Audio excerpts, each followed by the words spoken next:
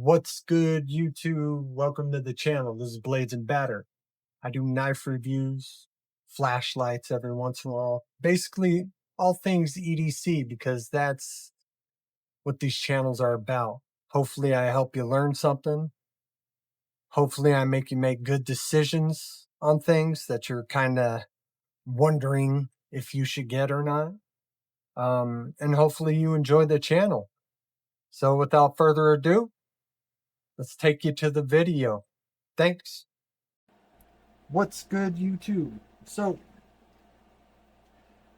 got a nice little full plate here with this little fella right here. This is the KIZER ARA,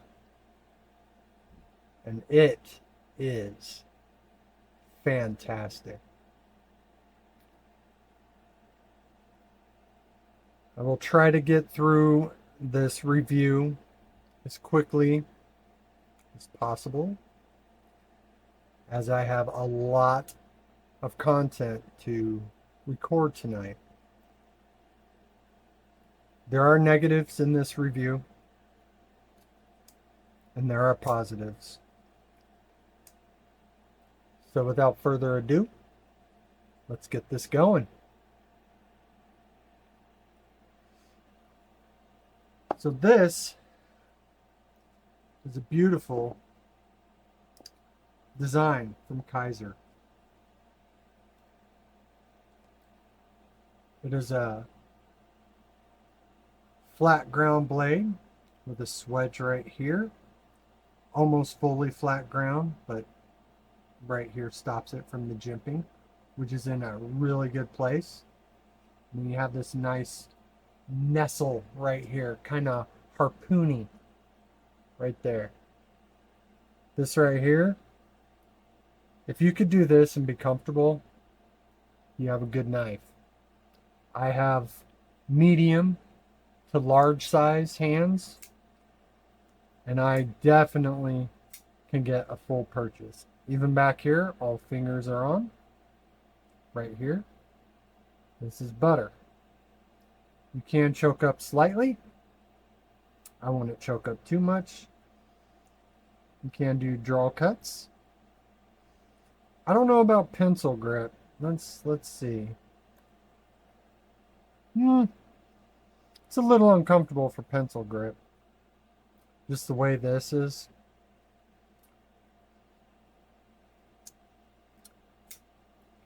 This has an overall length of 7.07 inches. It is designed by Jonathan Stiles and Paul Munko. Has thumb hole deployment. There's a drop point. Drop. There's a flat ground blade. The handle length is 3.98 inches. Handle material is titanium and carbon fiber gold flake.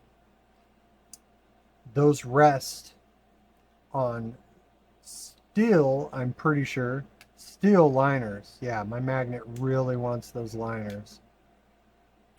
So it's titanium, steel hardware, T8s all the way around the knife. All T8s. I really like how they upgraded these, the gold flake, the aluminum flake, the purple haze, all the different carbon fibers. It looks like they started to add a lot more color in it. Because I remember getting knives that barely had any color, and it was quite annoying. Backspacer is also in the carbon fiber. I believe, no, the pocket clip is titanium. So this is resting on steel liners. This finish is in what they call a bubble stonewash. It kind of looks like a media blast to me. I guess it's probably the same thing. It does not have a reversible clip. Sorry, lefties. It just doesn't. Access to the lock bar is pretty good. It protrudes out. They missed the mark on the lock bar. This is not chamfered at all. I mean, it's knocked down, but it's not chamfered. So it is a little pointy. It's a tiny bit sharp. It will shave your nail. I've tested that. I'm not going to do it here because I'll probably cut myself.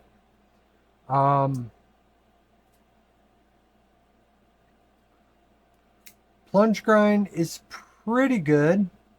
It does get wider. Right there. It does get wider. So you're going to get a few real good sharpenings out of this before you start noticing it. So the price on these guys is... I can't remember what I paid for this thing. I gotta look it up. This version is $159 US. It's an S45 VN steel, which is really cool. I love S45 VN. It's easier to sharpen than S35 for me. I don't know why that is. It's virtually the same thing.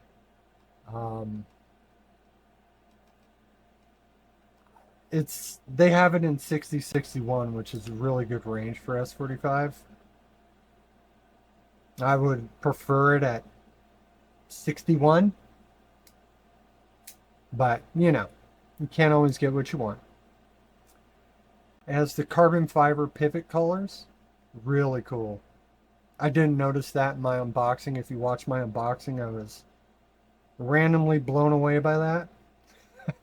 I like the way they're doing pivot colors now. Pocket clip is milled. It has these nice little grooves in it that make it stand out. It's not a lot. It's the little things that pull this whole knife together. All in all, I really enjoy this design. KIZER's been doing a really good job this past year on making some of the best premium and budget realm knives. They're just doing really good. I mean, a great example is the Spitfire. This is a fantastic knife for 85 bucks.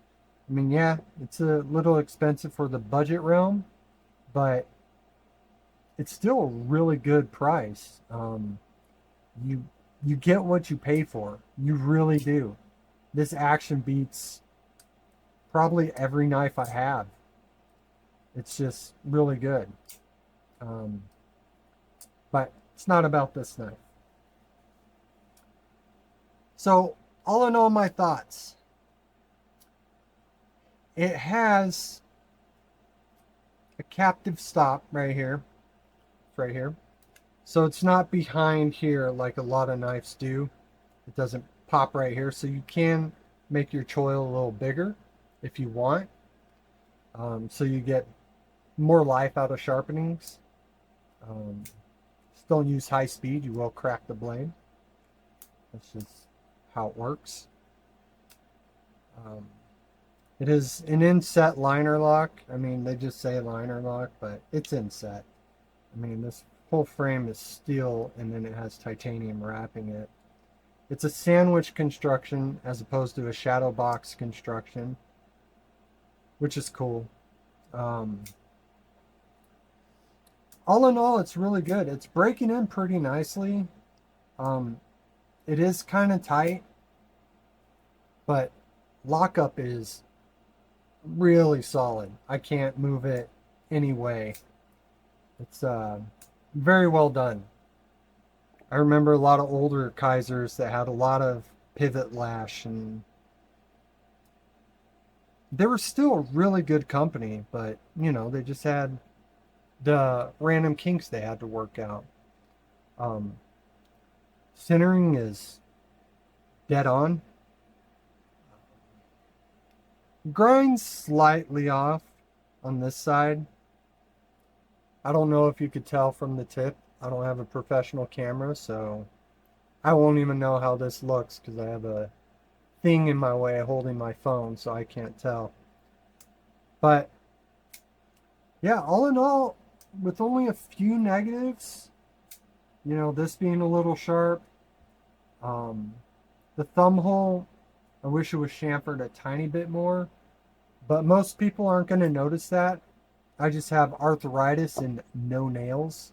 Um, I do a lot of work with my hands, so I rip my nails off all the time.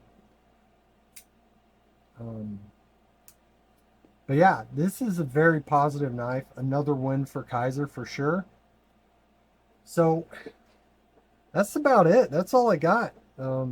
They're doing a fantastic job in 2025, and I hope to see more like this. I really do, as these are my favorite style of knives. These nice thin-handled knives. And that'll be it. Well, until the next video, please like, share, and comment, and all that YouTube stuff. And I hope you enjoyed. Thanks for watching.